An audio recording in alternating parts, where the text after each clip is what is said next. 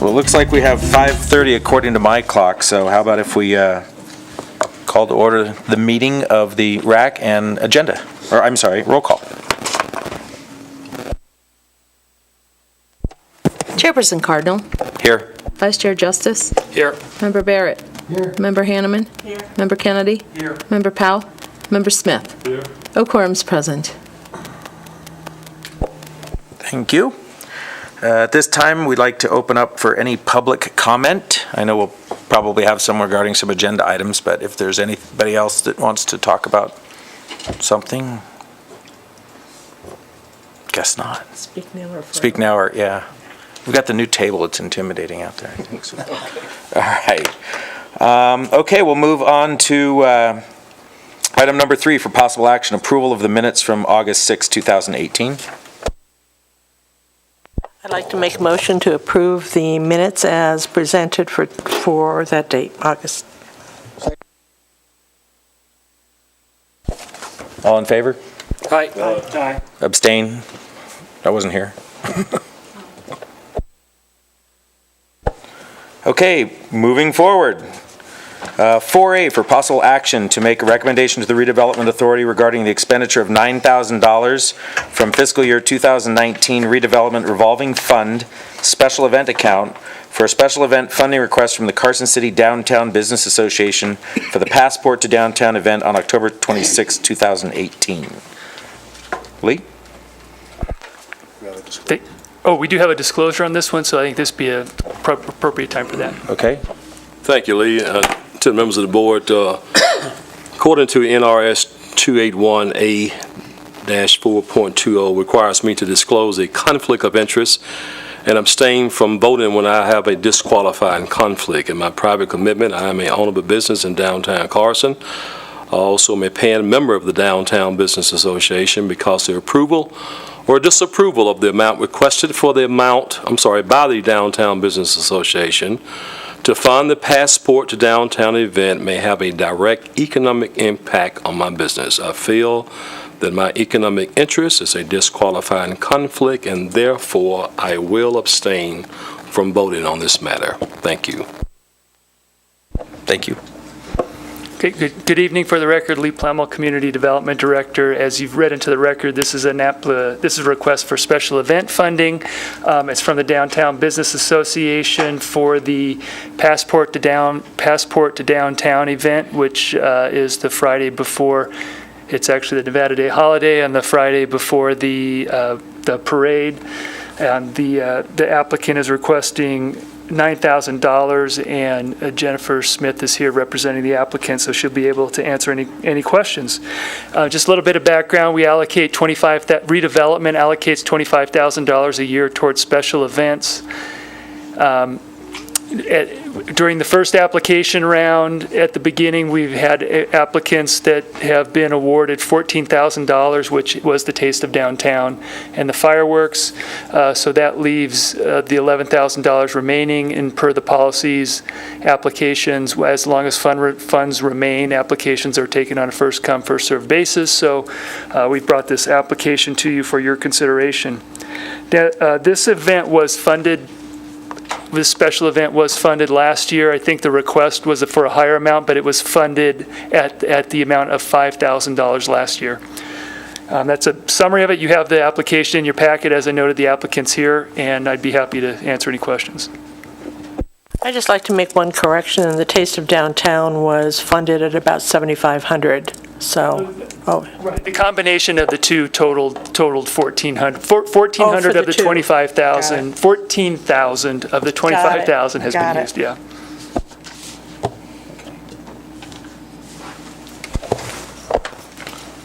Anybody else? Would you like to come forward and discuss the project, please?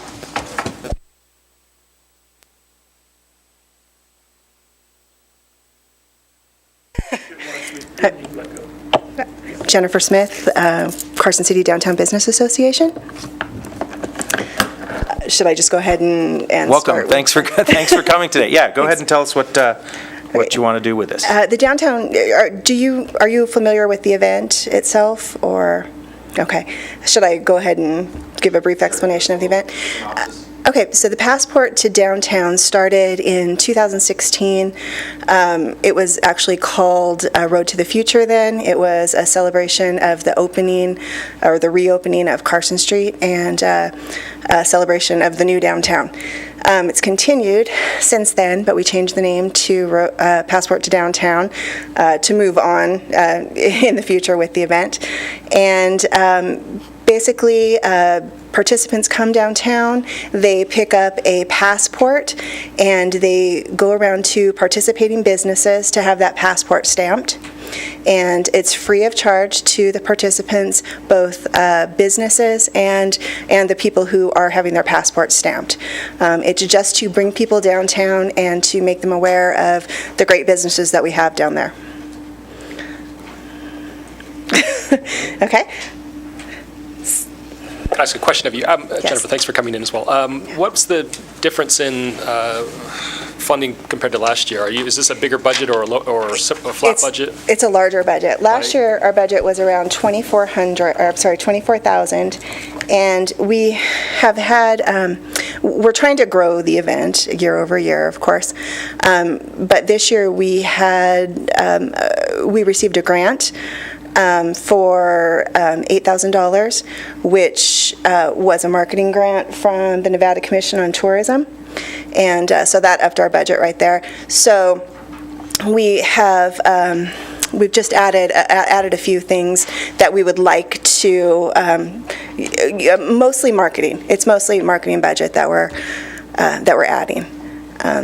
So yes, we are increasing the budget this time. I've got a question. So last year, was it this committee that authorized the funding for was it $5,000 that came from us that was? Honestly, that it was actually awarded $5,000. I don't remember what the recommendation was from the RAC. I'm sorry if I can. Go ahead, yeah. The Downtown Business Association was not awarded $5,000 for Passport to Downtown. I'm not sure which which 5,000. Was that possibly for the Arlington Event Center that you're thinking of last year? Because they were awarded $5,000. I trust I said correct. Yeah, it might have been for a similar. I might have looked at the wrong resolution. I saw it go. So it must have been that one. That was $5,000. So I take that back. I think there was an application presented for this. Not for Passport to Downtown. Okay. No, and the Road to the Future was 2 years ago, right? Yes. Okay, so I had the wrong $5,000 from last year then, so sorry for that. Okay, did we authorize anything for Road to the Future 2 years ago? Do you remember? Well, now that's not the one I looked up. I think there was. No. No? We've never received. So this is the first time, to your recollection, that you're coming to us. Yes. When Dean came Yes. to request, so it ended up not getting funded And that 2 was years ago. just for the Arlington Event Center. It wasn't Okay. anything to do with Passport to Downtown. It was numerous events that he was planning to have throughout the year. Yeah, I thought it was that event, so, sorry. Okay. Yeah. John? How many businesses did you have where the people could go last year, and how many are on this year, if you've got them yet? Last year, we had 48 businesses that participated. We don't have a count for this year. We're hoping that it'll be more than that this year. Our membership has loved the event. It's not only member businesses that participate, it's all of the businesses. So they don't have to be a member of the Downtown Business Association to benefit from the event and participate in it. But they do sign up with you or let you know our business is involved? Yes, Yeah. we go to all the businesses downtown personally and ask them if they'd like to participate. Thank you. I have a question regarding your financial position, your statement of finances for the Downtown Business Association. Okay. Normally, when people come to us and they're asking for some money to get a project off the ground, it's because they are desperately in need of that money to get the project off the ground. And if I look at your statement of position, it shows that you have $67,000 in your account right now. So my question would be, why come to us for $9,000 when you have $67,000 in your account? So I am not the best person to answer that. I'm not the finance person for the Downtown Business Association. I think that maybe we might have to get back to you with an answer to that question. Although I'm assuming you're going to make a decision today, so that probably won't work.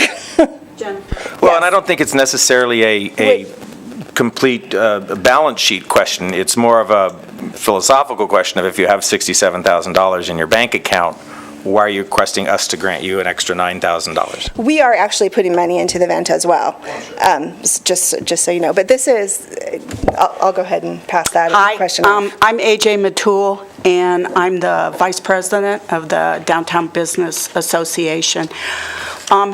We believe that we have felt, as you know, our major event that we do is the Wine Walk.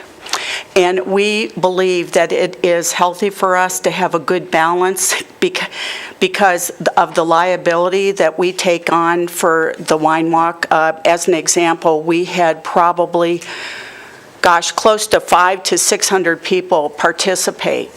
And so several years ago, we would have come actually begging because we didn't have the money, but we believe that we need to keep it. And we also are looking for funding things like long-standing things to improve downtown. We've done several murals downtown, and so that's where we use the bulk of our budget for. So these 48 businesses, what would have happened if you would have charged maybe $100 a business to be part of the passport? Their membership fees are only $50 a year. No, I understand that, but I'm saying, since they have such low membership fees, to be in something that they're going to make $500 or $600 possibly, okay? Any membership organization would do something like that, so just wondering why it's free to people who are going to be making the monies on it. Versus maybe asking for a special assessment based on either the number of employees in that business or the volume of the business or just per business alone. Right. The other question I have, Jennifer, is that, first of all, I have never seen this program. Do you have something that you can show us? I do. I've brought some passports from last year. If you'd like Okay, that to. would be great to see because of the printing costs. And the other thing, too, is you say that from year 1 to year 2, the event grew by about 30%. I happen to like numbers. And how are you measuring this? Oh, I'm sorry, I only brought 6. Sorry. They were hard to come by. So that was based on an estimate. Based on the number of passports that we printed and distributed. For 2016, that was 700, and for 2017, that was 1,100, which gave us about a 37% increase. We allowed that 7% for leftover passports that weren't given out, but it is just an estimate. How many passports did you print and give out, and how many were actually returned at the end? We don't have a good count on what was returned. There weren't very many, but we didn't actually go back and collect, unfortunately. Well, so that makes it really hard to try to put a number on. So what we have is we have the number of passports that were printed. So that was your first question. So 1,100 passports were printed last year. We had about 611 passports redeemed. So that accounts for some of them, and then there were passports that weren't redeemed also. So we can only estimate from that. And then this event also, so just because there were only the 611 passports redeemed doesn't mean that there were only 611 people participating. Because it's a family event, families were doing this, so we estimate at least double that in participation. I have a question. So you said 611 were redeemed last year, and Right. how many were redeemed the year before? We don't have a number from the year before. Okay. Yeah. So if I read the beginning, the welcome page on this passport, you gave out 5 raffle prizes for the passports that were returned? We actually gave out 5 right after the event, but we had almost $10,000 worth of raffle prizes that we gave out that were donated from all the different businesses. So that actually, you asked if we should have the businesses pay. They actually all donated raffle prizes too. So we had 31 businesses that donated prizes, and then we actually purchased other prizes as well.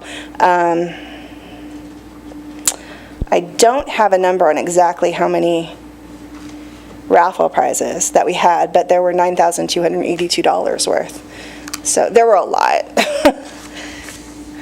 So the other question I have is, of course, the RAC does give $25,000 as support to Nevada Day. So on that Friday prior to, your purpose is to bring them downtown to shop, is that it? I mean, what is the whole purpose? Yes, to bring them downtown. It's the holiday, so people are out of school and off work. To bring them downtown to Pardon? Yeah. To possibly increase hotel stays. We can bring them in for another day if we can attract them for this Friday. One of the main things that we do for our marketing is to send out a postcard. And we send them out to every single resident in Carson City, advertising the event, and they can bring back the postcard to redeem it for a raffle prize.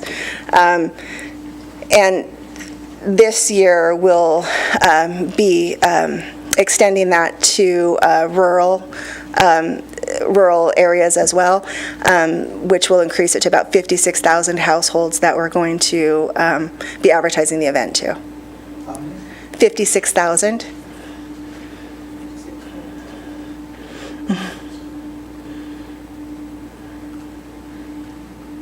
So 56,000 households in what areas does that reach out to? It's every household in Carson City, and then we have Tonopah, Hawthorne, Lovelock, Winnemucca, Ely, McGill, Eureka, Fallon, and Austin areas as well. And I actually have a breakdown if you'd like to see that. Okay. Well, that leads to the question, how are they selected and why those communities rather than Dayton or? We received the marketing grant from the Commission on Tourism, and they kind of mandated where we sent those. So. I have another question for you. Today, about 2 hours ago, I received a call from Fish, and apparently Fish is doing something on Arlington Square.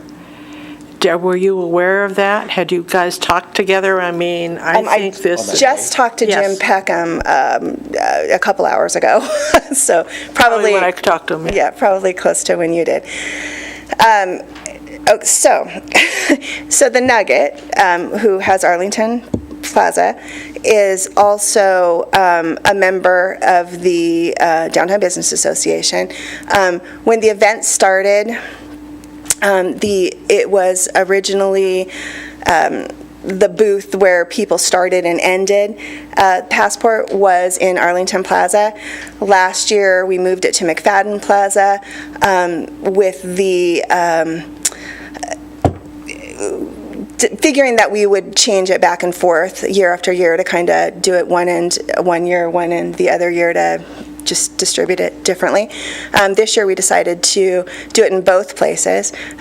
People could end and start in McFadden or Arlington, whatever they chose, and we thought that might make it easier for us as well. So the Nugget has, in the past, put up booths and a beer garden, and I'm not sure if last year I believe they had a band in Arlington Plaza, all as part of the event. So it all works together. There was just nothing in the packet on that. It said that you were going to use Arlington Plaza, so I didn't know Oh, You know, I well- thought maybe this was a duplicate or whatever. No, well, we have to, unfortunately, we have to rely on other people to give us their information for us to have it, at the same time. And so we don't have their information yet. This was the first that I had talked to anyone at this point. They still don't know what they're doing exactly in Arlington Plaza, so Jim said today. So as soon as we know, we'll coordinate. We talked today about, setting up a meeting for the end of the week, and we'll get everything coordinated. And we want to advertise everything that they're doing in Arlington Plaza with our stuff. It just adds to the event. So just like any of the businesses downtown, they have the opportunity to do anything that they would like to do to increase, to add to the event and to increase business for themselves. Do you see any, hindrance, I guess would be the word I'm using, to people attending this because of the pre-function activities and all of the stuff that's happening for the parade? No. It actually works really well. It's kind of a nice, it goes from 11 o'clock to 4 o'clock on Friday, so there's not a whole lot really going on during that time on Friday before the event. So I think it really adds to it. And everyone seems to really like it. We've had a really, really good response. So. Well, the problem that I have is the lack of information, especially for your third year. You would think you would have had more information on how viable this is and how much more you're going to grow. So, I mean, this really had no information at all, so. Would you like to? I would. Do I just press this little button? Yep. Cynthia Bunt. I'm a member of the board of the Downtown Business Association, and I was a volunteer for the first time last year at this event. And I'll tell you, people loved it. We had people packed, the whole plaza was packed. They were lined out down Carson Street coming in, and the feedback, because I was stamping them as they were coming in and giving them their tickets, the feedback was amazing. Families were having a good time. I mean, this is what it's about. It's about bringing people downtown that aren't usually there to see the businesses that they don't even know exist because they never go down there. And I just think it's an amazing event. It's grown every year. And, maybe our numbers exactly, we're new at tracking it and we're making it work as we go, but we're growing. And I think it's a great event. And it has nothing to do with alcohol. I think that we need that downtown. Well, I like a glass of wine too, but there's families that want to come down and do something. And we had grandmas and grandpa and the kids and mom and dad all there. Isn't that what we want? We want people. We want seats in the restaurants. We want them in the hotels. That's why we reached out to the... So these are the families that would not be there coming on the Saturday of Nevada Absolutely Day? not. Okay. No. Well, see, those are all things that should have been Yeah, put in here. absolutely It would give not. us more You bet. credibility, because I would have thought they would have come back the next day and seen the businesses and stuff Nope. like that. So, it's just, from a marketing point of view, there's not a whole lot in here, and I think that's why the questions are being asked. You bet. And you're a numbers person, Cynthia, so... And is there something else I can help? We're a team. We really try to do our best and make this grow. Thank you.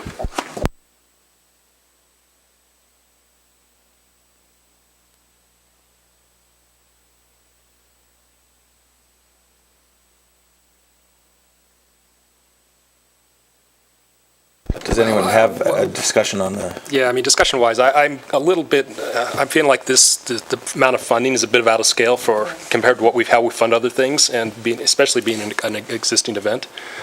So I don't think, I have a problem with that, so maybe the level, I don't know if anyone else does. You're kind of thinking what I was thinking. One of the things that we did when we talked about funding for special events is we put into place a D. We're taking away the funding so that everybody can get self-sufficient at a certain point. So it is rather high compared to some of the other funding we've done, we have, what, 11,000 left? Yeah, after this would be After- 2. After this would be 2, so it takes the vast majority of the remaining budget for the fiscal year 2. So I think moving forward for you folks is definitely probably have a little bit more foundation in place. Next time you come talk to us, that we just realize that. But does anybody have an idea on what they think they might want to discuss with regards to this? I just want to add, Jason and I agree with you, like, for example, Taste of Downtown, I think was funded at about $7,500, but we already knew that there was going to be 2,000 tickets, and then there's lots more who don't buy tickets, which is not something that pleases Lisa Lee. But you're talking about 3,000 or 4,000 people downtown at that time, and they can track that, where here, there's no tracking really, it's just an estimate. So, and I know you have to begin somewhere, but you have already begun because you already had 2 years under your belt, so. I'd like to say something on what you said, of course, about self-sufficiency. According to the financials that we're looking at, you are self-sufficient. You have money in the bank. Looks, even with your projections, you're projecting a small profit at each one. So I'm uncomfortable with the 9,000. I think that's too high. I totally agree with you, Lee, and I also think, you had mentioned insurance because of the taste of, or the wine walk, or the liability, I should say. But I'm sure you're buying insurance for that liability, so it shouldn't be this huge chunk of $67,000. So I kind of go back as a businessman and say, why, if I have this much money, am I asking for the city and help from other folks? And to reiterate what Ronnie had said earlier too, is I think that there could be a minimal charge to the members, and a lot of this could have been funded through that as well.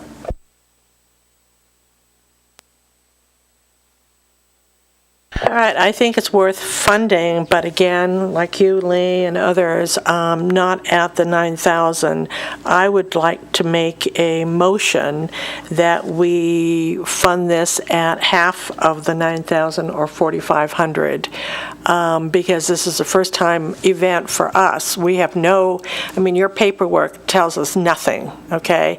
So, and that's a lot of money as well, considering what we've done with others in the past that have major events. So my motion is that we fund this to the tune of $4,500. A second. Well, do you want to discussion? Do you want to read an official motion on that, or do you want to just kind of wing it like you did? All right, wait a minute.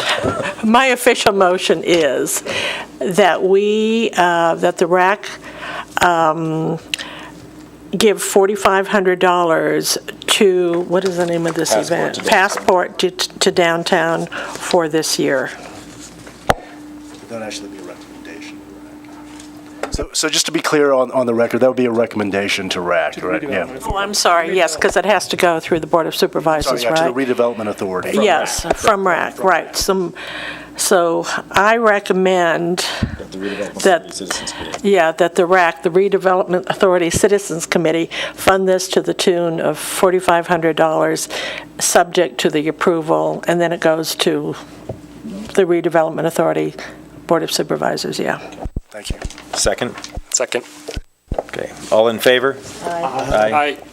Opposed? Okay.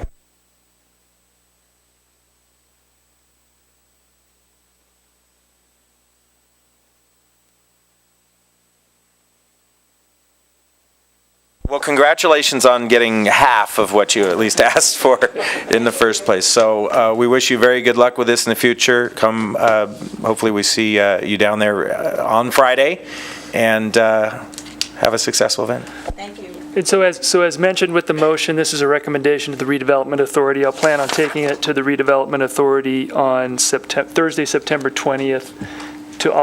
They're the ones that would authorize the funding for it. Okay. Thank you. So you may get your... So come to our event.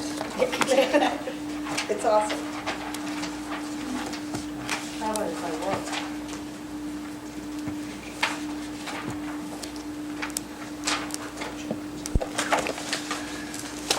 you like these back?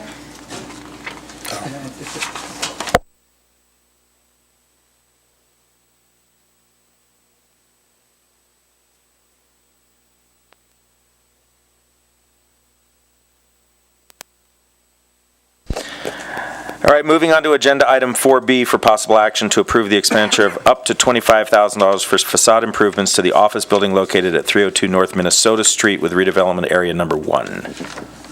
Lee? Okay, just a brief overview of this. You have the staff report attached. I do have some photos for this one. In summary, we have a facade improvement program that authorizes up to $25,000 per property on a 50-50 match basis for certain improvements to the facades of commercial properties within the redevelopment district. The request was made by Mr. Joe Cooey, who is in the audience and here, of course, to answer questions and tell you anything else you'd like to know about the project. But basically, it's at 302 North Minnesota Street. It's also in the historic district. It's a historic property.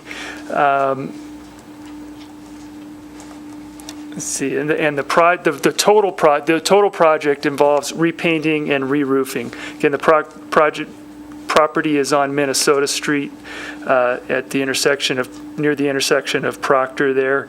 It has a parking lot in the back, and in terms of the facade improvement requirements, any improvements visible from the right-of-way or driveways or parking areas are eligible. Therefore, all four sides of this building are visible from the public areas around the building, so all four sides are eligible for it. So I do want to note, let me just, a couple more, last photo, and I'll leave it on this one. So here's the existing condition of the property, including, I think in the pictures that you have in your packet, you could probably see it a little better, the need for repainting in particular. So as you can see on the agenda, the request is for $25,000, and in giving Mr. Cooey the requirements and the limitations on it, he noted that roof decking was not included in the permitted expenses that can be reimbursed. So he actually looked at the definition of roof decking and found that roof decking is actually the plywood, the stuff that's under the shingle, so he assumed that the re-roof, the shingles was an eligible expense. So I've left it on the agenda that way. This is our first one that's come back after that, after the change was made to specifically exclude re-roofing. I explained to him it's fully my understanding that the intent of that verbiage is that re-roofings are not included in the facade improvement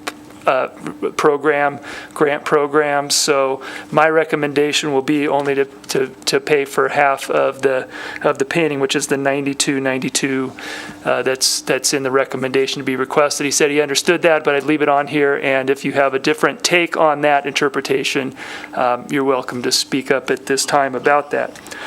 Second item that came up, I had a question on the historical tax deferment on this property. So this is in the historic district. It's has a historical tax deferment through the assessor's office, which is a property tax deferment assessment. And just to let you know a little bit about that, from what I learned from the assessor's office, is that it's a 26% reduction in the property taxes for the qualifying improvements on the property, which would be the office building in this case. So it's paid at a 74% rate, and when the property is transferred or the property is otherwise no longer eligible for that tax deferment, a property owner owes that year plus 6 years back in arrears the full amount of taxes. And then the last thing I wanted to, and I'd be happy to try to answer any more questions you have on that, but the last thing I wanted to note about that too is so they need to get that deferment, you need a recommendation from the Historic Resource Commission that this is an eligible property to receive that tax deferment. And I've just verified that, so paint is not regulated by the Historic Resource Commission, and it's not one of the elements that's required in order to be qualifying as historic property for the historic tax deferment. So the repainting arguably is outside of that what they would be looking at and kind of outside what needs to be done to the property to maintain that historic tax deferment. So, but it is certainly for a commercial property, something that has to do with the appearance and attractiveness, so we're recommending approval of paying the 50% for the qualifying improvements of this. So I'm sure with that, you might have questions for me. I'd invite Mr. Cooey up to the table, and he'd be available to answer questions as well. Does anyone have any questions for Lee first? I do. Yeah, I didn't understand when you said 6 years back, you said the full amount. Did you mean the full amount minus the 24%? Or The deferred amount, whatever was deferred. Thank you. Thank you. Lee, that's only if they've not maintained it to the character of the property. Is that the idea? That happens, no, Or if it's they sell- regardless, yeah. It's for the last 7, regardless if it sells, and then, now, when it sells, the next person can continue it, and they can apply for it and are eligible for it, but at whatever point it is no longer eligible or otherwise taken out of that status as a historic property for tax deferment, at that time, it's basically 7 years of the deferred taxes are owed.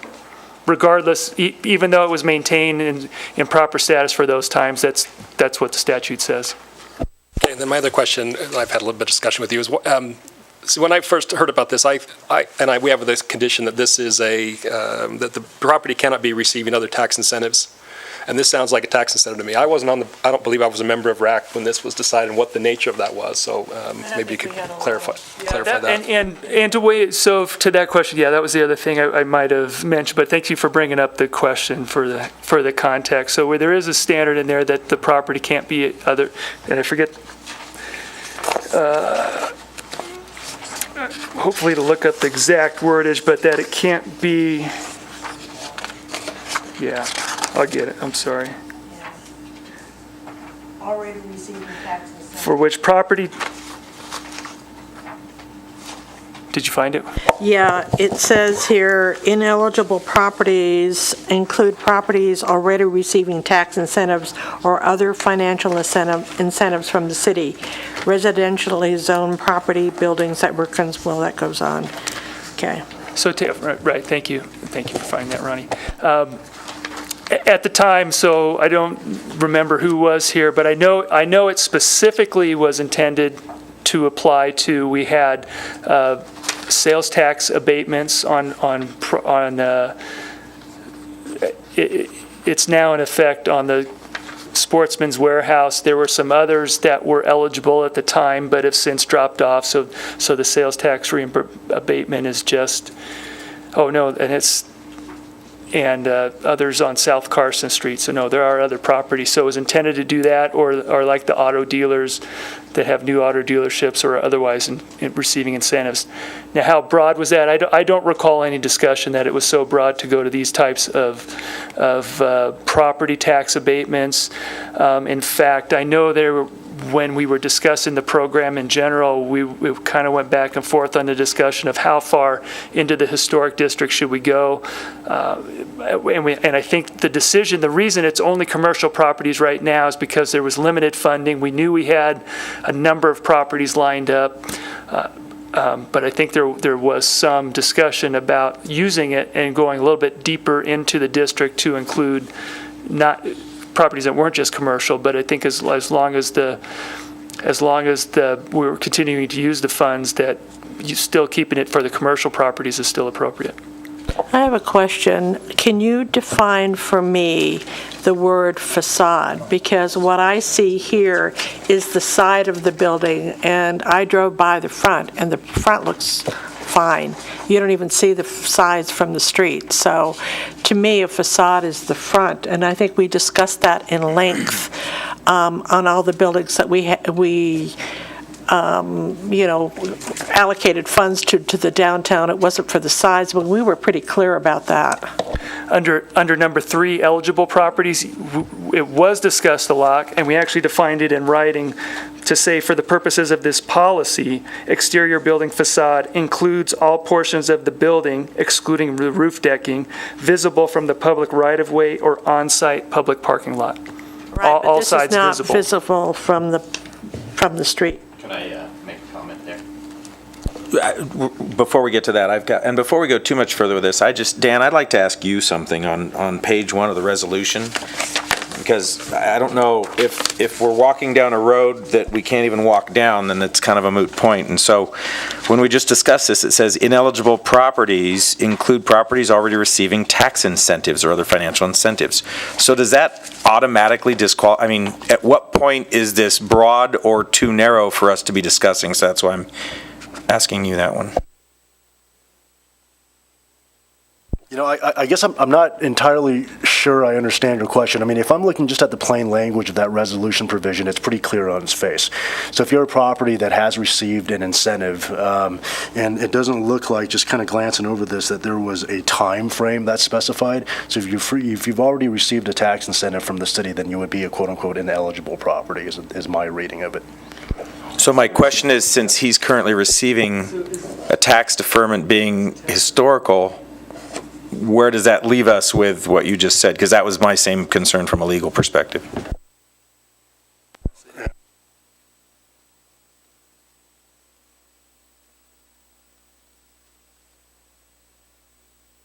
Yeah, so, I appreciate the question. It's kind of a tough one to answer because I'm not really familiar with the historical discussions relating to the resolution that was adopted. Again, if I'm just kind of, hinging my analysis on the plain language of that, the term incentive itself is pretty broad in application, right? I mean, it's not defined in a limited manner, so you can read it pretty broadly. However, if the members of this committee have specific information, or if Leah's staff has specific information relative to, the intent, of the resolution that was adopted back in 2011, if there was some discussion on the record that said, hey, for example, historical tax deferment would not constitute a quote-unquote incentive for purposes of this resolution, then I think that would be sufficient as an exemption as well.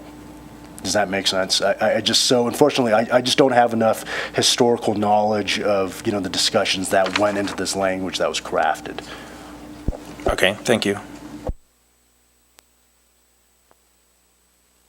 I'm just curious, because I don't remember, and I was here from the very beginning, is who actually put this language together? Was it the Redevelopment Authority? I went back and found the amendment, and I forget the date now, but it was within the last 2 years, certainly. But it went through RAC for recommendation and then to the Board of Supervisors.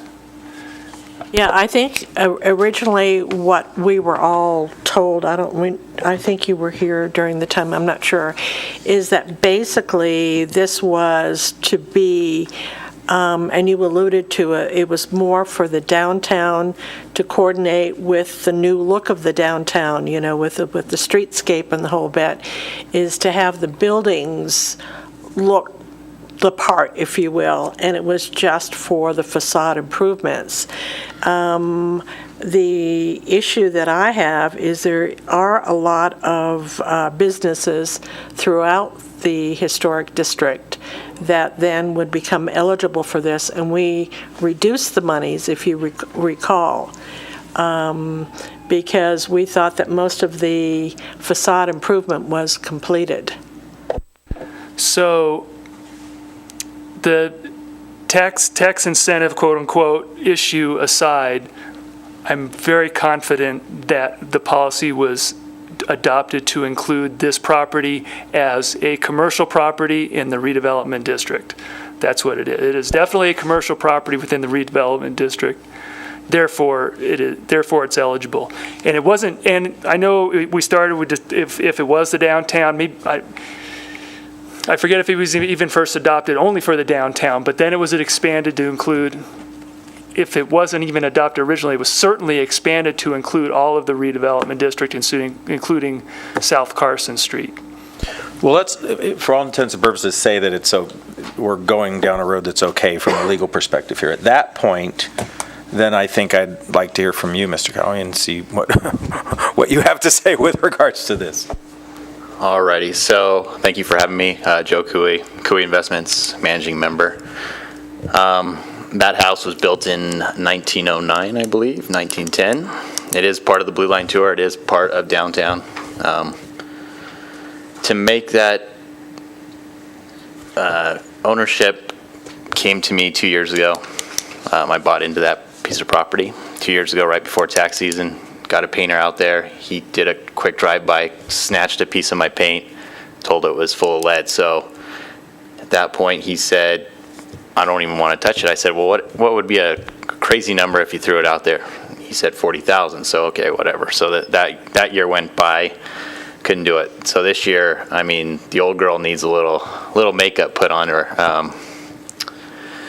So originally, when I started, I got it leaded tested. The lead tester said it needed to be lead abated. Went to Nevada Department of Environmental Protection because it was going to be another 13 to 30,000. I got 2 bids to do the lead abatement. So at that point, I thought, you know, it's more of a hardship than just repainting this building and making it look beautiful and putting a new roof on it. After that first painter, I went and got 3 follow-up bids, which they have taken their own samples, and yes, on the north side of the building, there is quite a bit of lead. South side, west side, and east side, not so bad. So that's why I didn't include the lead abatement bids anymore, because these other contractors were willing to work around it, work with it. As far as addressing what Ronnie had to say, that back parking lot right there is our ADA compliant accessibility. So that is the front face of that building when those clients show up. So to say that west side, the south side, and the north side are all the facade, I would say that is correct. I mean, you can see that from any perspective that you wanted to go into. As far as the roof decking, you know, I'm a CPA by trade, so I read a lot, and I want to be correct with the law. So I looked up what roof decking was. It did say the underlayment, the plywood, the this, the that. So I thought, okay, I'll throw the roof in there too. I'm going to do it no matter what. So I believe it will fit into the qualifications of the facade. So that's why I submitted it the way I did. Lee had told me that I could adjust what I submitted. I said, you know, I'd rather have it put in there, at least have the discussion, and then get the verbiage changed for anyone down the road that wanted to do the same situation as I was. So that's kind of where I'm at. There is a tremendous amount of people that come by that building just on the Blue Line tour. I mean, if you sit out there during a tax day in early April, there's a ton of people Saturday and Sunday that come walking by there. And the neighbor to the north is RCI. They keep their building very nice.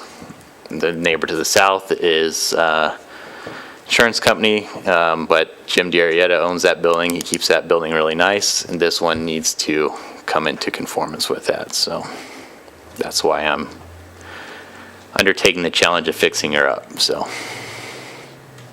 All right, well, thank you. First of all, I would like to commend you on, I think, being probably the first person since we put all of this in place that actually brought 3 quotes from each thing that they were asking to do, because we keep hearing over and over you can't get anybody to get back to you, and I think that you have proven that that's not the case. So I'd like to commend you for that. If you look, the first bid came in June, and the last one came in I don't even know, last part of August. So I mean, it was quite a challenge to get all 3 of them for all 3 projects. Still, you accomplished it when many have said that it's an impossible route to go down. So thank you for doing that.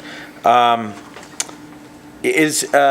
a couple questions. One, when I'm looking at the pictures here, like Ronnie said, the front looks pretty nice. Is it all pretty much in the same condition, or does the front actually look better? Is it just less weathered because of the facing? The front is less weathered because there are large trees in front of it that shade it from the sun. Gotcha. That picture on the left side right there is the south side. It gets the biggest amount of sun and weather damage, and then that south side picture, or the west side picture, is the one on the bottom right. Yeah. And it gets hammered as well. And then the north side, it's okay. I mean, there's cracking and peeling going on, and there is, not sure who, oh. And the north side, it has, that's the one that has a lot of the lead on it, because those 3 sides, the north, or the east, south, and west sides were scraped at some point, so they are hit and miss whether where the lead is, but that north side is the one that's completely covered with lead for the most part. So, Thank you. So your family has owned this basically since 2000, and they just have not kept this up, is that it? my dad bought it in 2000, and then he, in I think it was 2 years ago, my little brother and I bought into it, and then we made a partnership, formed it. To the detriment of the building, yes, my dad did not keep up with it. He was scared of the lead, the same as I was. But I said, something's got to happen, and we have to get it painted, so. Question, Lee, on originally when this all came to fruition, we were talking about the redevelopment funds for the facades for downtown and from Carson Street, and there was many discussions on people that had brought applications to us that you couldn't see from Carson Street. I remember a few specifically, including, I think, Jed Block's place. And so part of our criteria was it had to be seen from Carson Street. This is, I believe, probably the furthest back of an application we've had. Is there any, I mean, that was not the letter of kind of what we were going down, but the spirit of what we were going down. So I just want to know if there's any precedent or thoughts on that from either both you, Lee, or from the members of the committee. Well, if I can, yeah, I mean, so you're saying Carson Street, I think you mean the right-of-way, because it's not all Carson Street, so from the right-of-way, and so for example, when Jed's came up, he's on a corner with no parking lot behind, and, yeah, I think there was a roof, we had some discussion about that, so there was portion of the roof, no, now I don't remember if it was the whole thing. So I think it also came up on the Kitzmeyer building, or Hannafin Antiques, where the side that you can see from Curry Street was included, and I think that's how we ended up. This is before we defined it, and I think that's why we defined it. If it's visible, then it's included, because, well, what do you do? Literally do the facade, and then even though you're standing on the street looking at the side of the building, do you not improve that? And I think the policy got in there, if you can see it from the street, that's a facade that is eligible or from the park, or from a parking lot, because there would be situations where you're not standing on the street but driving into the parking lot and can see it from there. I understand that. I'm just saying that in the past, we have had the discussion that if you can't see it from the corridor, from Curry or Carson Street, then it hasn't been something that we'd considered. Not just one side versus all the sides. And that discussion came up with the St. Charles Hotel, because we decided not to do the roof, even though you could see it. And there were other variations on there, so they did not get everything that they had wanted, because it was not really seen from the street in the back. They didn't get the back done either. With the Fox, with the St. Charles, it was some decking that was not visible from the right-of-way. Or there was some question about an ineligibility. So in terms of eligibility, my interpretation is that the four sides of this building are facades in the redevelopment, commercial property in the redevelopment district, visible from the right-of-way or parking lot. It is not specific to any certain streets of where it's visible from. That's my interpretation of the policy as adopted by the Redevelopment Authority. And so my question is on, I mean, the word improvement is also in this, and to me, this strikes me as just routine maintenance to some extent. It's not, it's dealing with wear and tear, so, and I'm not sure, I mean, historic properties are limited in what you can do to them, how you can modify them, and so maybe you can't do much more, but others, we've seen a lot more transformation of buildings and properties as a result of this program, and this is not doing that from the road. I agree that the point about being from the ADA side, certainly the paint on the south side, yeah, it's peeling off. It looks terrible, but it's not something you see from the blue line.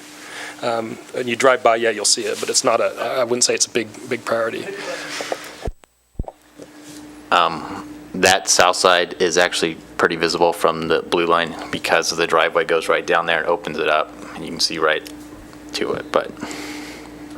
And I was going to add, so painting is expressly listed as an eligible improvement in the policy. Yeah, I don't think that's the question. I think the other concern that I have to sort of go on this is that there are many businesses in that whole area in the historic district that may be coming for the same thing. It's like opening a Pandora's box, I think. I mean, when we did the original, which was on Carson Street and somewhat on Curry, it was pretty clear why this was done, and that was definitely to match what was going on in the whole city.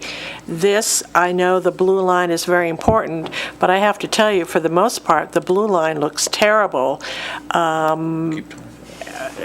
As it relates to landscaping, and there's so many, there are not businesses, but there are so many houses that certainly could be done, could be improved in the blue line. So I don't really fully accept that argument about the blue line. Well, I'm going to argue further just because there was a lot of discussion about whether or not it should just be Carson Street, and then it was like, okay, maybe should it be Carson Street and Curry Street?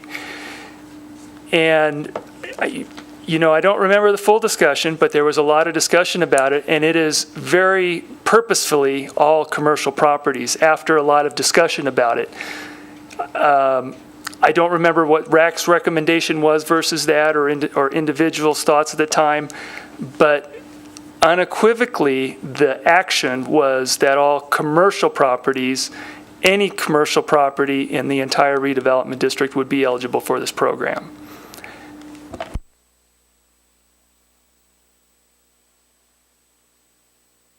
Just a question to the committee. Does anybody remember that? Nope. Maybe, John, did that happen on redevelopment and we weren't aware of I that? wasn't here. This discussion went on while I was running for the office. Oh, well, okay then. I do remember when I was a reporter out there, it wasn't discussed. And then I ran for office, and I came in a year and 8 months, 9 months ago, and this was prior to that. So I can't answer your question. Well, it's hard for me to get my head around because every discussion that I've sat up here having had to do with Curry and at the farthest, and then Carson. So I don't know when that happened or how it didn't. How none of us are aware of that up here. And I don't recall either. So. As Lee said, it is about 2 years ago, and that would fall into that time frame. So I don't recall. The resolutions attached and eligible properties is number one.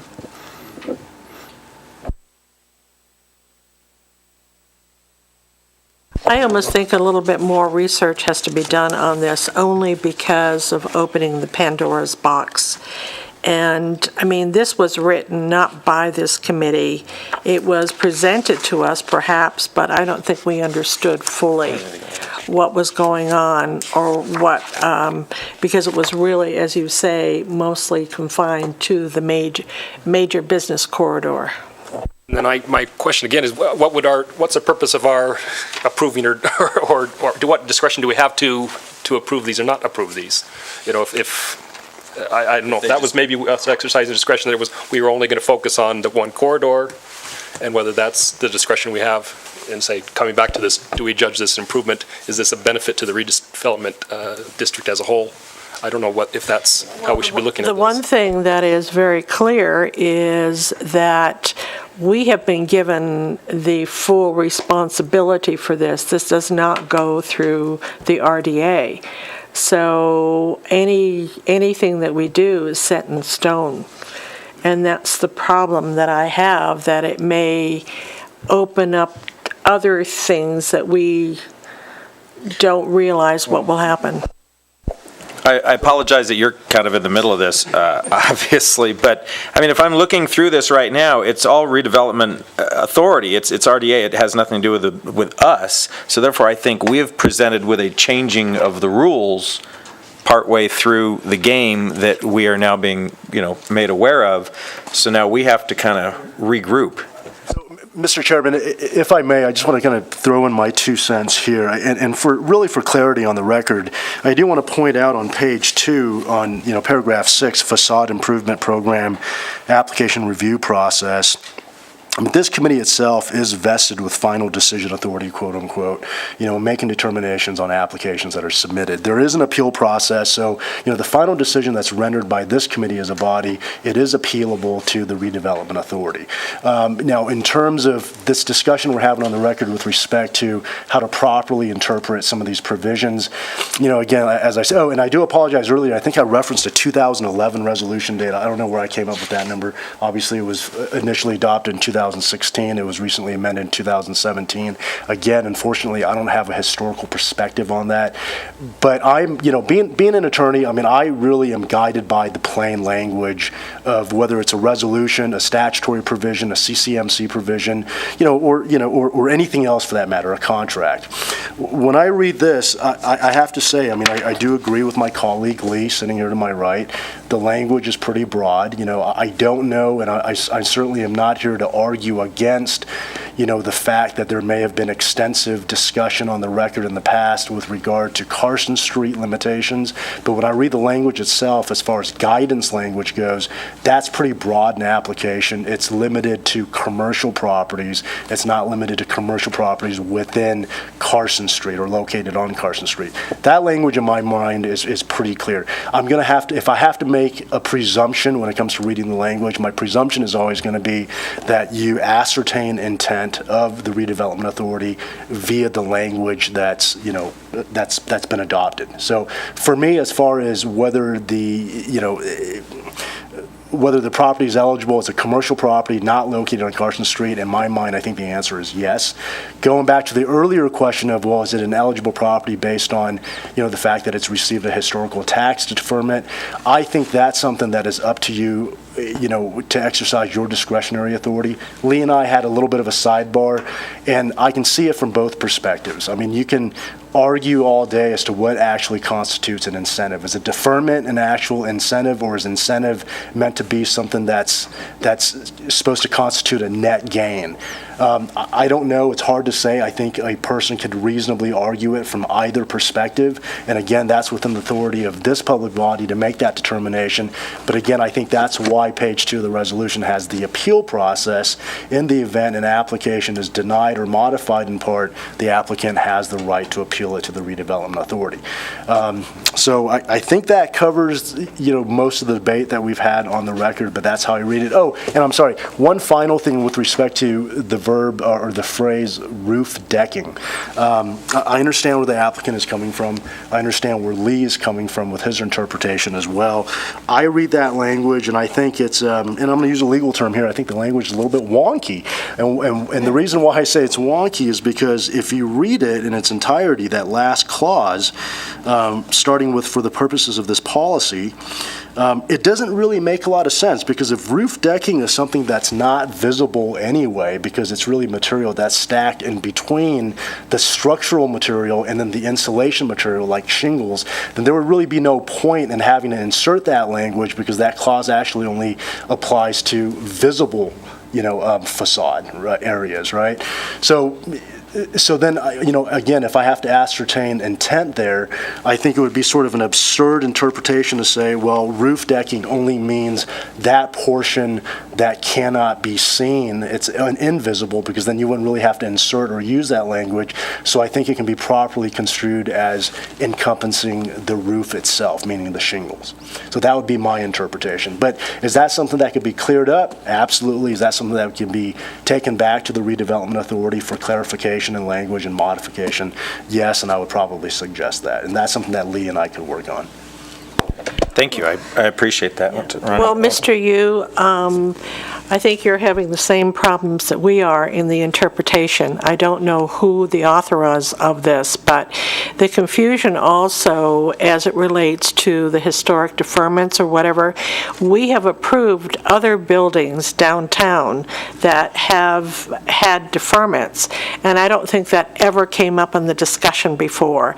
So therefore, there's a lot here that, to me, as a layperson, it may be clear to you, but it is not clear to me, and it was not clear at the time that we first had this. So I'm almost suggesting that perhaps now that we're into this for 2 years, that perhaps the language would be revised or looked at or clarified, I guess is the best word, because we're all having, including you as an attorney, we're all having some problems here trying to ascertain what's going on. Duly noted. I appreciate the comment, and let me say on the record, it is not entirely clear to me. I'm completely on board with you. And as I said, I think if there is a silver lining to this process, it's that, whatever decision is made, should you decide to make a determination today, the applicant has the right to appeal. Perhaps that's a way to expedite the process where, the Board of Supervisors acting in this capacity as the redevelopment authority would have that final say to say, hey, this is actually what we intended when we implemented this language. But again, I leave that up to this body to make that discretionary call. I would say I agree with, I think, everything you just said. When you read through this, just because it's new to us doesn't mean that some of it isn't too clear. I'm not sure, number one, eligible properties, all commercial properties within redevelopment areas 1 and 2 are eligible for applied facade improvement programs, is apparently the new norm we've been dealt, and so if that's the case, then there should be, no seeing it from Carson Street, no seeing it from Curry Street, which is what we've based some of our decisions on in the past. So I'm not sure. I think Pandora's box may already be open. We didn't open it, but it's opened and now been given to us. I think you're also correct about the roof decking. I don't know why it's worded in there like that, but in the past, we have had long discussions about whether or not the roof is actually a facade improvement versus new shingles or shutters or fixtures or things of that nature, decking and stuff like that. So I think it maybe is a little bit more clear. We just weren't really used to the fact we were just handed this new set of rules. So that being said, any discussion on what any of the members would like to see happen, move forward with? Mr. Chair, of course, I'm new on the committee, and of course, I wasn't, here at the time that all of this was written. But respectfully to you, Chief Counsel, that, there's some verbiage in here that needs to be revised, written. You mentioned 3 times that he has a right to appeal, and that's true. And that may be his option, because I'm going to be voting no on this. I'm going to let it be known now, because, again, it's not clear. The language isn't clear. It's not, it's almost like we are inheriting, or this is thrown in our laps for us to make a decision, in which, in essence, it really needs to go back to the redevelopment authority and let them look at it, because, the language is, there's some ambiguity in some. The eligible properties, just one sentence. You look at the eligible improvements, it states a little bit more specifically as to those things that are eligible versus the things that are ineligible. I always thought that decking or roofing is not part of a facade. I mean, we can assume, okay, decking, we know you can't see it because the shingles is on top of it. But to me, that's not visible. So I just feel that we don't have enough information, and I don't know how old this document is, but we just need to kind of maybe put it back on the redevelopment authority to let them look at it, because personally, I just think this language needs to be written in my opinion. Well, let me just say I'm really happy I'm not the one who crafted this language. I'm happy I'm not in the hot seat in that respect. And certainly, I really appreciate your comment. I understand that there's some difficulty with the language and perhaps in some level of ambiguity. The reason earlier why I was citing to that appeals provision is because, and if you want to sort of step into the shoes of this administrative process, because that's really what this is, right? It's an administrative process, and it's a 2-tiered administrative process. So if you think of this as step 1 in this process, where an application has been submitted, this body is vested with the authority, and the way I read it is I mean, it's not just do we want to exercise this authority or not? It's, well, one of the purposes of this body is to exercise that authority and to make a determination. And unfortunately, although there may be some ambiguity in the language as discussed, on the record today, I think my advice to this body and what I would urge you to do is to basically do the best that you can based on the language that you have in front of you today and come to a good faith determination, and then let that, go the way it will. I mean, the applicant would be able to appeal if he's dissatisfied. Lee and I could work together and bring this up as an item for the Redevelopment Authority to reconsider if they decide they do need to make clarifying languages or changes. The Redevelopment Authority itself would act basically as a quasi-judicial tribunal, and they would look at, an appeal and say, okay, well, is this what we meant, and is this the proper interpretation? And any sort of revision would happen in the future, I guess is my point. And so what you don't want to do is say, hey, we're not going to make a decision because we're going to wait until 2 or 3 months later when this language is revised, because what we really have to deal with is the language that we have that we're bound by today, and I would just urge this body as a whole to make the best determination that you possibly can in good faith, and then we'll just move right along in the process. Thank you, and I agree. Question for you, Lee. How much, so this, you're all in, if you're going in with the roof and the whole 9 yards is $25,000, how much have we spent, how much do we have out of the $50,000 allocated? Is this the first one of this fiscal, or where are we on the balance? This is the first one on the fiscal, so there's the full $50,000 available in this fiscal year. The last one you approved not too long ago was last fiscal year, Okay. earlier this year. And then the recommendation is to just fund the painting at $9,292.50. Okay, thanks, yeah, because I was going to say, in my eyes, the roof's out on multiple levels here anyway. I think I'm not struggling with the definition of what properties are eligible anymore, because it's been told to us right here that everything's eligible now. It's a commercial property in 1 and 2. It does say eligible all exterior building facade updating and maintenance, including but not limited to painting. So, I mean, if we're reading the letter of the law right here, he's asking to repaint something. It does say maintenance include, which, even though they may have, deferred maintenance on it, it is something that they're asking to do that's under an eligible improvement. I do not know, because it is ambiguous to me, whether or not the tax deferment comes into play on that, which you said was 26%, right? But the whole thing, it says the whole thing is if you're not eligible, if you haven't. No, I know. So what I would propose, potentially, up for discussion, is to approve whatever $9,292.50, whatever 74% of that is, based on the historical tax deferment, with the stipulation that someone makes a determination as to whether or not that tax deferment we have a final decision on whether or not that tax deferment makes him ineligible, or whether he's still eligible for it. So that's kind of what I'm floating on the board right now. Any discussion? Well, my comment, I'm just not comfortable with this proposal as a whole, so I'm not in support of approving any funding this time. So I think the route of letting the applicant appeal if it's not happy with our decision is a better one, because it's like the framers of this amendment need to really make statements on what they intended here. Okay, but once again, we need to make sure that we're making a decision based on what's being presented to us today. So we need to have that in whatever motions going forward. The only thing is,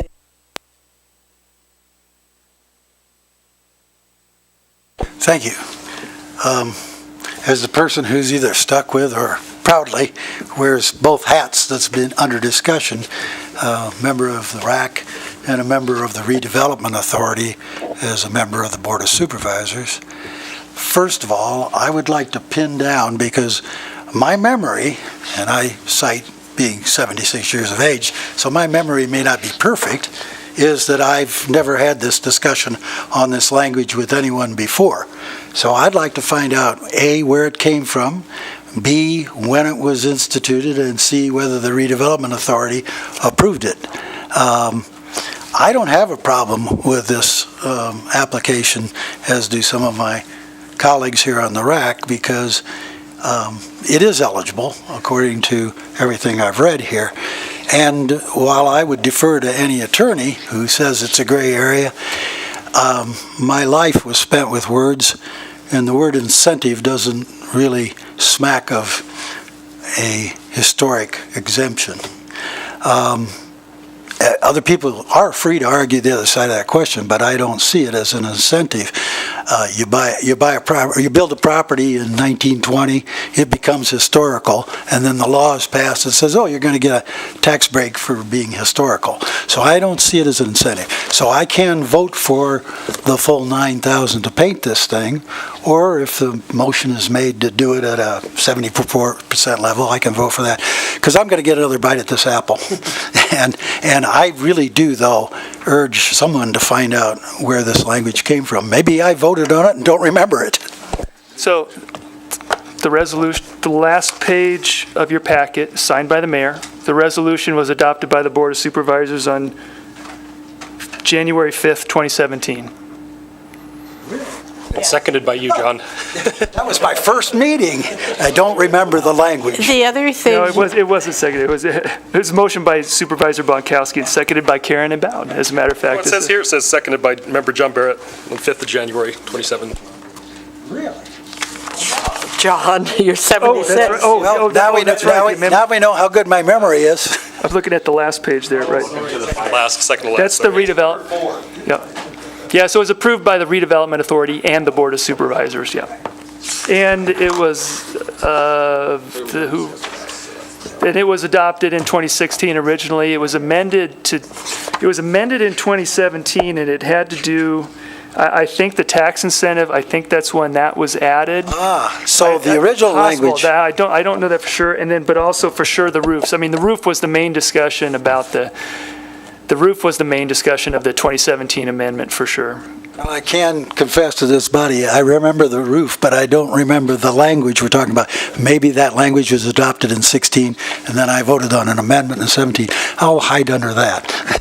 So I recall it was like Garrett Lapierre, that was one of his things, I believe, brought that forward. So, and that was before my time. I think I know that from videos or minutes, but I think that was his baby. The other thing, if I may add, is the tax incentives, historic tax incentives are strictly voluntary. You have to go to the Historic Commission to be approved for that.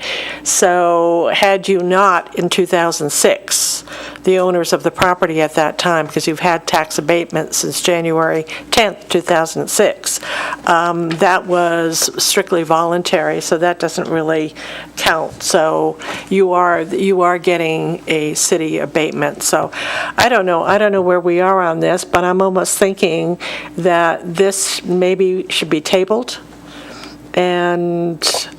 or referred directly to the Redevelopment Authority.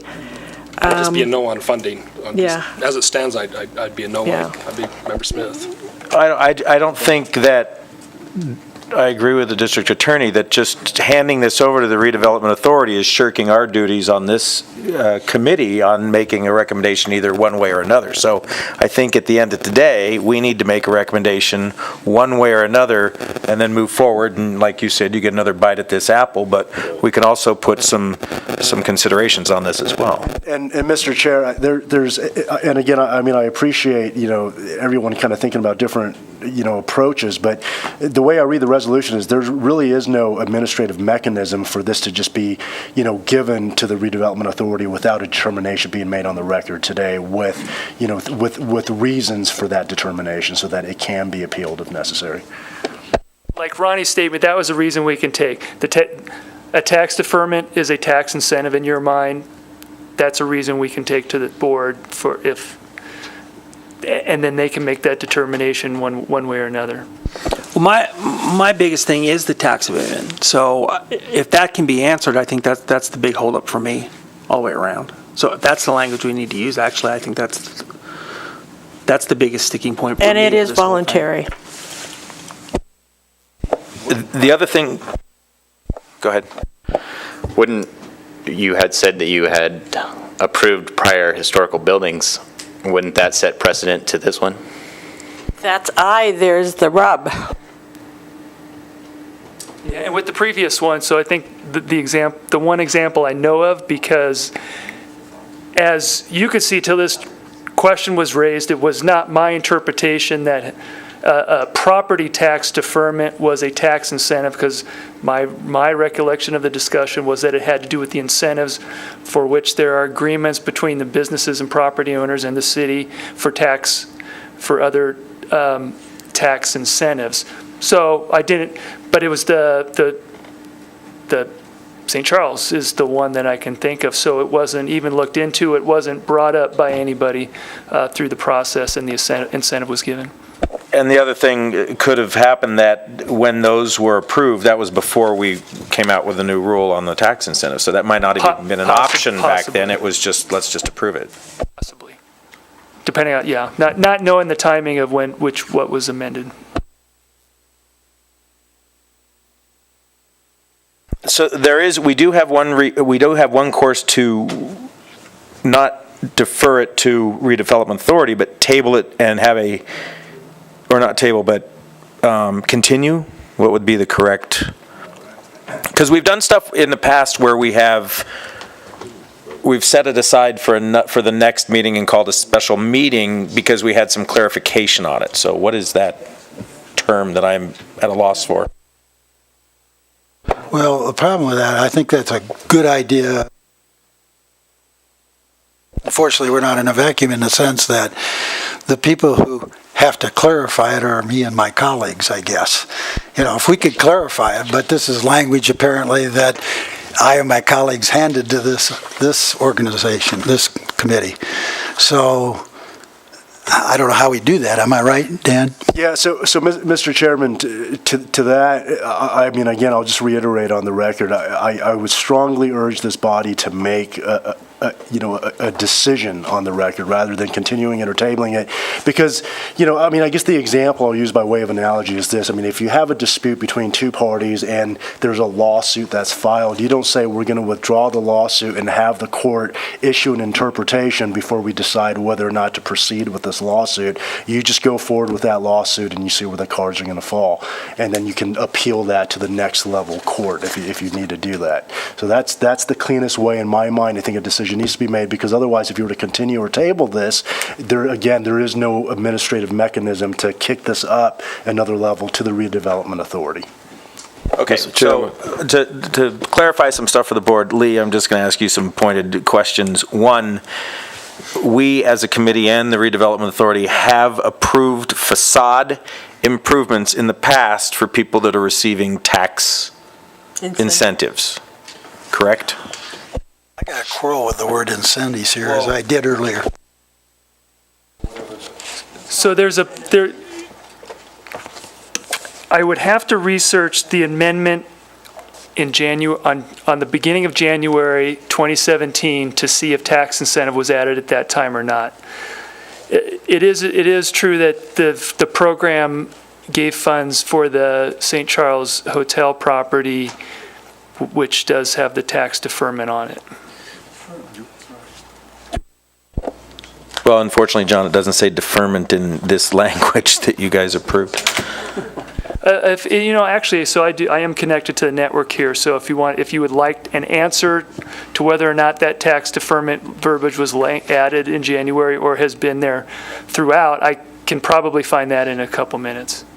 Okay, if you want to look at that, the other thing that I would like to just reiterate is, according to our new requirements that have been handed down to us, this does fall within the jurisdiction of the facade improvements.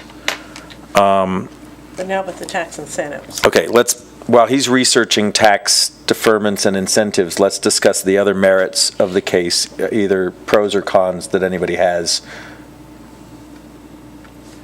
regardless of the tax incentive or deferment. So would anyone like to discuss that? The different angles of the building.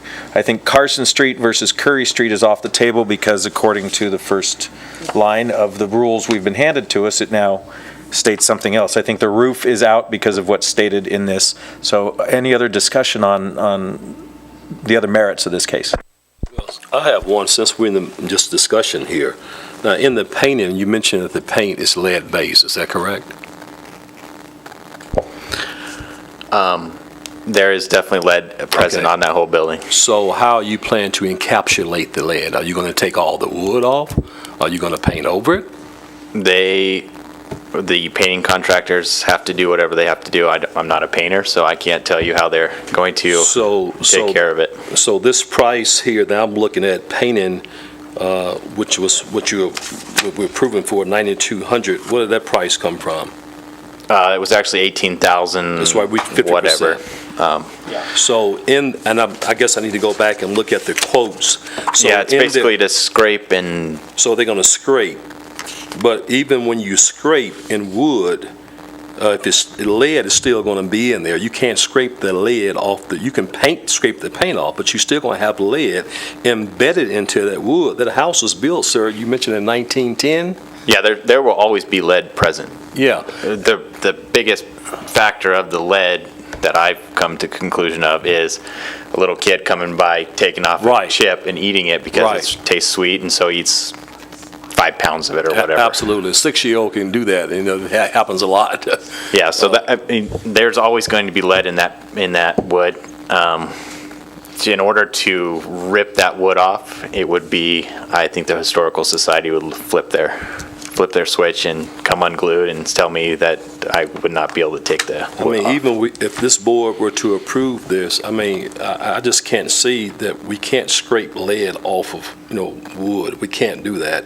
Unless you're going to encapsulate, meaning you're going to have some type of chemical that you actually going to put into the paint. They're going to scrape it all off, and then they're going to put a high bond primer that goes in, basically, for lack of a better term, grips into it and won't let stuff peel off. Yeah, that's encapsulation. That's just a scientific word of putting it. But like you said, you mentioned bonding, but it's the same thing, encapsulate. Yeah, so, they are going to do that. All three of those bids have the same verbiage of that. Okay, thank you. High bond primer with whatever is the verbiage. As the chairman said, you're caught in the middle of something that we're just taken aback. So, sorry, this is not as easy as Carson. Well, that's why I wanted to leave roof decking in. I didn't know it was going to open up a Pandora's box into it. It's not just the roof decking, it's the whole proposal, so, because this is something completely out of our realm, if you will, as well as, all the instructions here. So this is something sort of new for all of us. Yeah, I came to you guys in full faith. I just interpreted it the way you interpret it or someone else interpreted it and just put it together. So we'll see how it goes. I guess I see our decision-making is also judging the value of the project, and I see other ones have been, relatively speaking, have been more valuable to the redevelopment districts, taken as a whole. That's my concern on it, as well as the other things. We're only 2 blocks from that new Curry building that's going up, so, that's going to draw a lot of people down there, too. Residential, mixed use, so.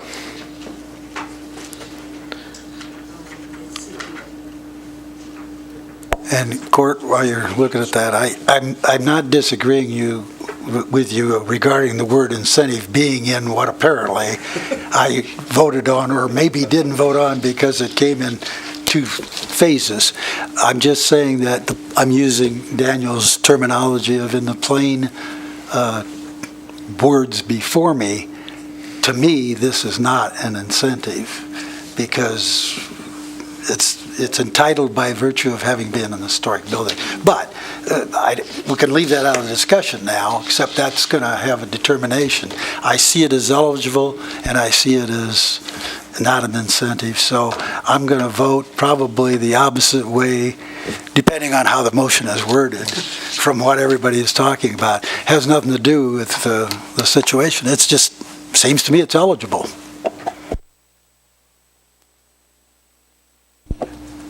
Well, the packet's slow loading, but I do have the Word document with what changes were made in early 2017. So I love this because, of course, if I'm the culprit, I want to know.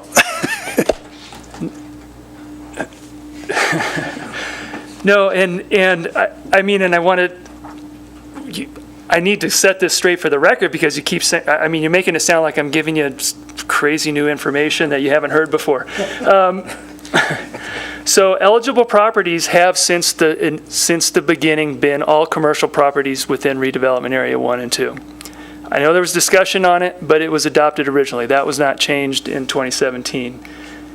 In terms of the tax incentives was in there originally as well. So we'll have to clarify whether or not a deferment is an incentive or not, but that's not what the 2017 amendment was about. That verbiage was in there from the start. So, which would mean that the St. Charles Hotel, right or wrong, was approved. It wasn't even brought up during that process. So the changes in 2017 were, if you remember, signs was the other thing, that originally signs were eligible and signs were taken out and made ineligible. And as well, that was when the roof, and also we added the other paving and other hardscape improvements are also ineligible, and defined facade. In the beginning of 2016, that's when facade was defined to say that for the purpose of this policy, it includes all portions of the building visible from the public right-of-way or on-site public parking lot. Those were the changes in 2017. Everything else was adopted with the original resolution in 2016. I want to thank you, Lee, because now I've just taken a trip down memory lane, and I was very vocal about making the sign situation other than it was. As a matter of fact, I think we have 410 on the old horseshoe because what we allowed was you can put the number of the street, but you can't put an advertising sign with facade money. I remember that clearly. Thank you. Mr. Chairman, I would like to make a motion that we move to vote on this matter, please. Agreed. Does anyone want to make a motion, or do you want me to make the motion? I'll make a motion. I move to deny the expenditure, or define, let's see. I move to not approve the expenditure of up to $9,292.50 for facade improvements to the building located at 302 North Nevada Street, or Minnesota Street, within the redevelopment area number 1, subject to the recommended conditions of approval. Well, that doesn't apply. I second it. Okay, all in favor? Aye. All opposed? No. Nay. No. 3? Yeah, no. Roll call. No. Do we hear? 3. You voted for not approving it? Yes. So let's roll call on Right. this. So the motion is to not approve it. Right. Okay. Okay. Roll call? Representative Cardinal, Nay. Vice Chair Justice, I'm sorry, who's back here? Aye. Member Kennedy, No. Member Smith. So your vote.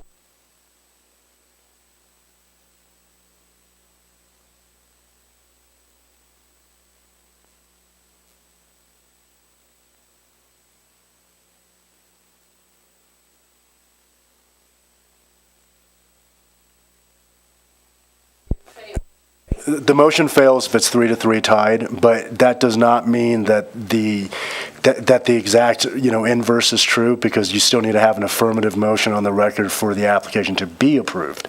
So, I mean, if the committee would want, you could ask for a different motion. It's just that the motion not to approve it fails.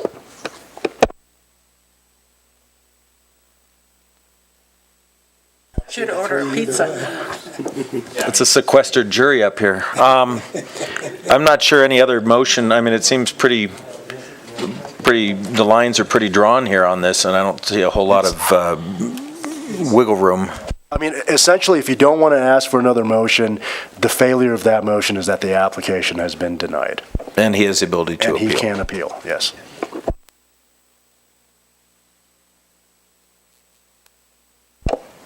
Okay, so motion fails, and you have the ability to appeal. Thank you. Thank you, and we're sorry it took so long tonight. Our apologies.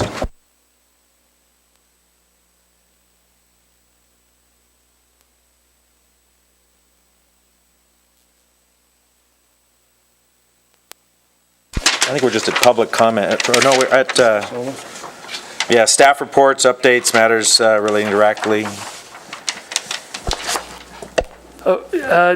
So this was a special meeting, so just to talk about our regularly scheduled meeting is the first Monday in November.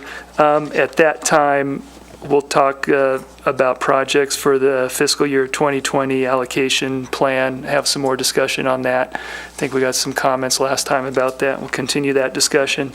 Looks like we'll be talking about the facade improvement program resolution at that, if there's any. At a minimum, some clarifying language, so we'll. But that's all I have.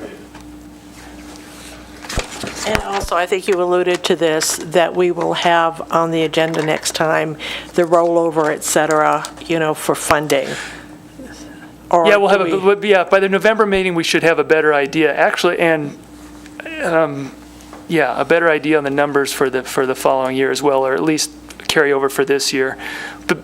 So this year's, so any roll forward from last year and other budget savings has been assigned to the theater project, but we'll know that number by then. What I meant was, like, if you have something in there that had been approved and it rolls over year after year, there should be some language in the application that says you have to do it within a certain amount of time.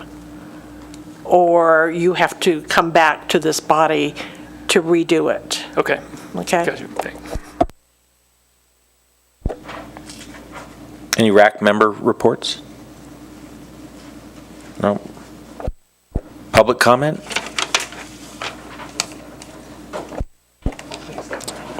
Motion to adjourn. Will you make a motion to adjourn? I make a motion to adjourn. Second? All in favor? Aye. Meeting adjourned. There's the gavel.